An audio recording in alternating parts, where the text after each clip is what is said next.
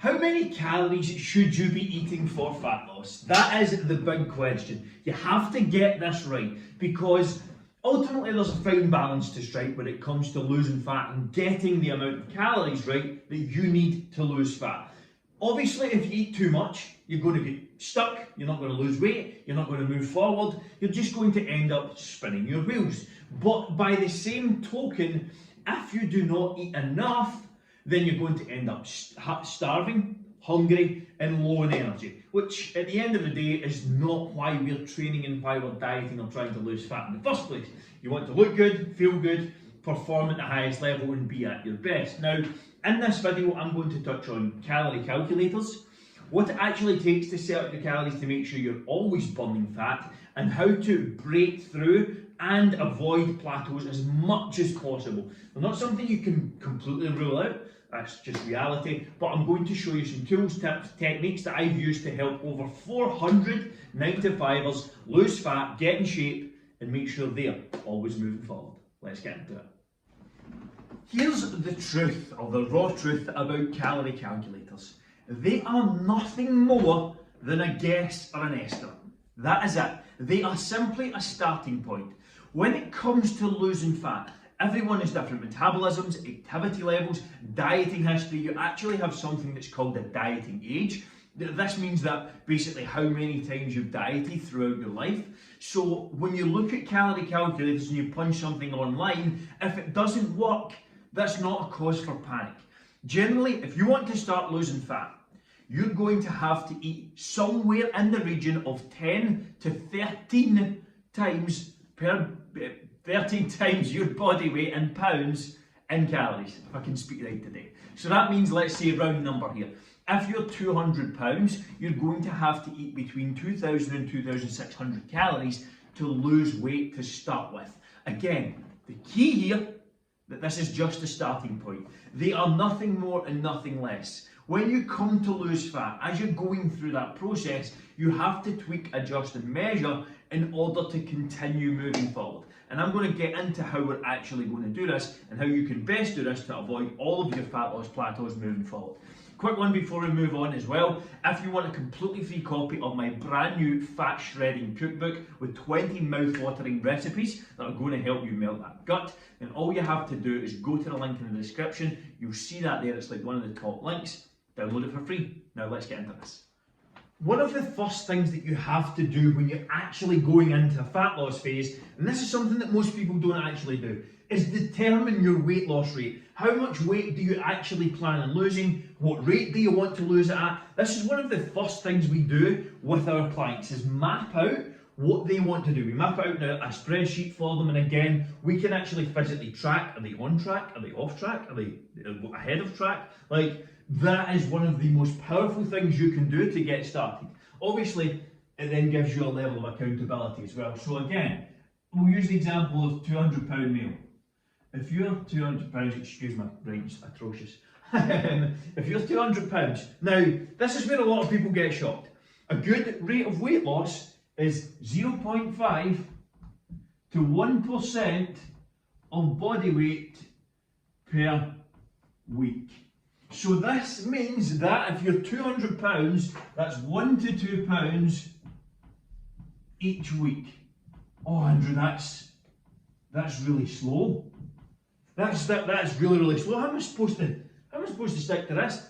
Now, that is the average. You're going to have good weeks, you're going to have bad weeks, you're going to have weeks you go on holiday, you're going to have all these different challenges and things coming up. If you lose, as a £200 meal, 1 to 2 pounds consistently for a year, that's 50 to 100 pounds. That is a lot of weight.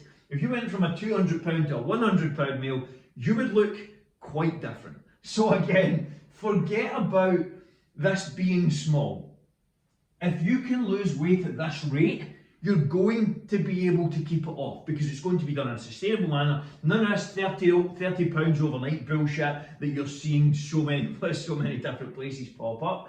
This is a sustainable rate of progress. And what you need to do is essentially map out what that looks like. Where do I want to be week 4?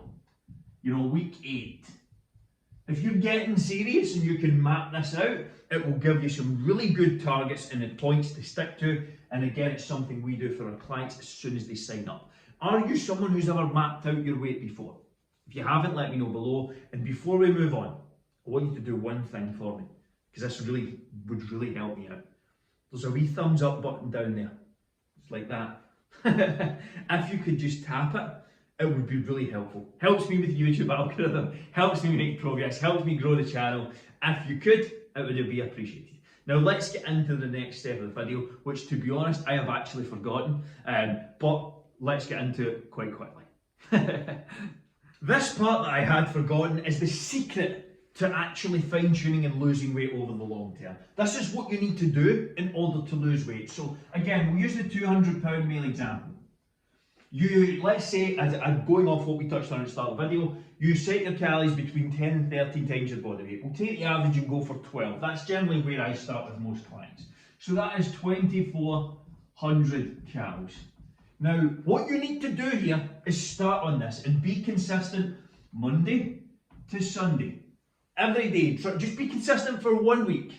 And you're going to weigh in Monday. So let's say you're 200 pounds. And you're going to weigh in the following Monday.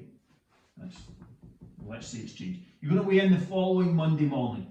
Now, always weigh yourself fasted in the morning after the bathroom. This is key. Don't weigh yourself in the evening because you're going to be about 10 pounds heavier through water weight and food, etc. Now, if you dropped weight, you went to 198, 197, etc. Perfect. You're on track.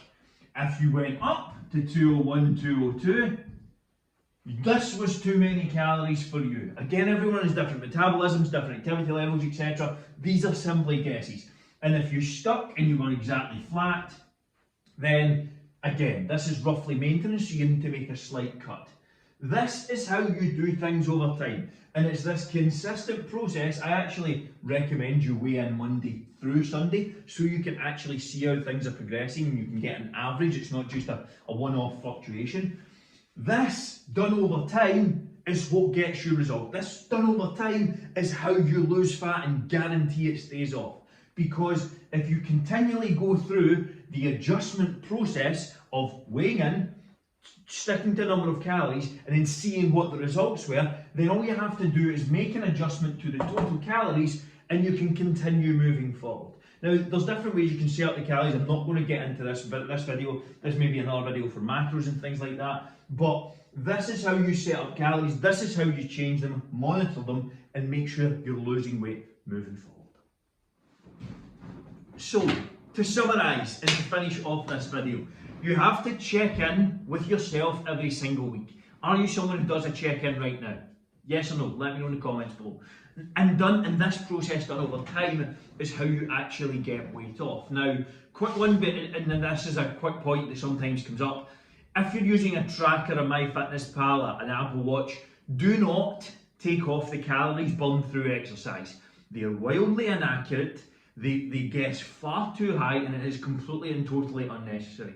You keep your calories consistent, and then you follow a workout program and see what the results are. You don't adjust it variably depending on what you're doing. Again, if this is why having a plan, having a structure is absolutely key, and you continue to measure, adjust, and improve moving forward. Let me know, was this video helpful? Comment underneath, and again, if you are an absolute star and want to really help me out, hit that wee thumbs up button down there. It should only take 2 seconds and it really helps me out. And if you want to see more stupid shit videos like this based around training nutrition, just hit subscribe.